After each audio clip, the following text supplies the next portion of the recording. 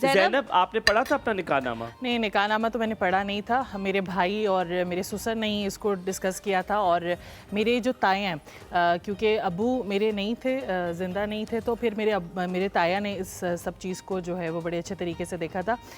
मेरे उसमें जो पॉइंट है एक कि मैं भी, जिस तरह तलाक वाली बात है कि मैं डिवोर्स दे सकती हूँ, ये पॉइंट है मेरे उसमें निकाहनामे में। और फिर सबसे ज़्यादा इसी बात पे उस वक्त इशू भी हुआ था, क्योंकि पहले चीज़ें, और फिर साथ इशू ये था कि साथ को ये था कि ये चीज़ें हम मियाँ बीवी को पहले डिस्कस कर लेनी चाहिए। अच्छा, महर पे अक्सर लड़ाई हो जाती है। मैंने देखा है। चीज़ भी है, लेकिन ज़ैनब कह रही है ना हुमायूं कि मैंने निकाहनामा नहीं पढ़ा, लेकिन मेरे भाई ने और मेरे ताया ने जो है वो मिलकर डिसीजन लिया। तो मैं यही बात कह रही थी कि अगर खवातीन जो है वो इतनी पावरफुल नहीं है, तो उस घर का जो सरबराह है उसे चाहिए कि वो स्टैंड ले अपनी बेटी के लिए। और एक ये चीज़ है, और एक but I am so sorry Zainab, I will add something. पहले आप कुछ कहें।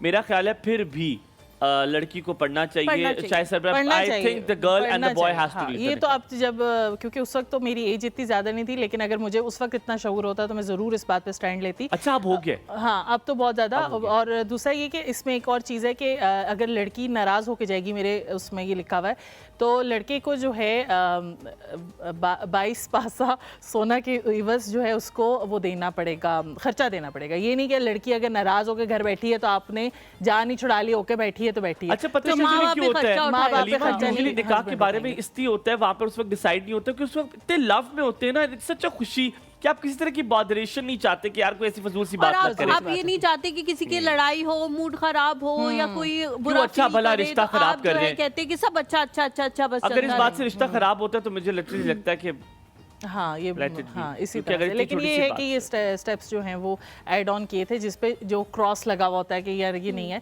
तो ये मैं कहती हूँ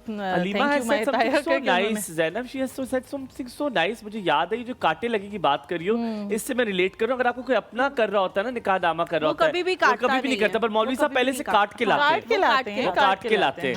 और मैं यही कह रही हूँ कि हम अपना आधा पौना घंटा बचाने के लिए कि हम यूनियन काउंसिल के दफ्तर जाएंगे और वहाँ जाके निकाहनामा जो है वो रजिस्टर कराएंगे। हम कहते हैं कि जी मौलवी साहब निकाहनामा तुसी पढ़ो, रजिस्टर करा के हमें लाके इसकी एक कॉपी दे देना। अब तो एक माशाल्लाह की खूबसूरत सी चीज होगी कि हमने वेडिंग जो है ना फेस्टिविटी इस तरह की बना दी है कि एक फ्रेम में होता है निकाहनामा, आप उसी में साइन करते हो, कहते जी वो बाद में हो जाएगा, दूसरे वाला निकाहनामा।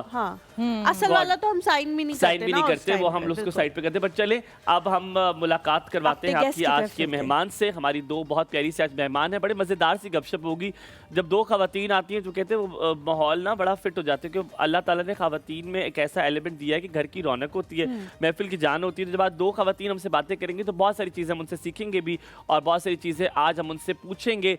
आपकी मुलाकात करवाते हैं सबसे पहले अमरीन हैदर से। Amreen Haider is the founder of let's grow together, और जितनी भी होम बेस्ड खवातीन काम करना चाहती हैं अपना, वो अमरीन जो है उसमें हाथ बढ़ाती है। अस्सलाम वालेकुम Amreen, a very good morning to you, please have a seat. Thank you. हमारे साथ एक और मेंबर भी हैं ji, let's grow together community की डॉक्टर सादिया हैं, वो भी इसको बहुत ज्यादा हेल्प कर रही हैं इस कम्युनिटी को, उनसे भी आज बात करेंगे। अस्सलाम वालेकुम, अ वेरी गुड मॉर्निंग, क्या हाल चाल है? I am good. अच्छा पता है डॉक्टर साहब, आप ना बड़ी मुझे वाइब दी है। मेरी टीचर होती थी मैम अंबर, मुझे हमें इस्लामियात पढ़ाती थी।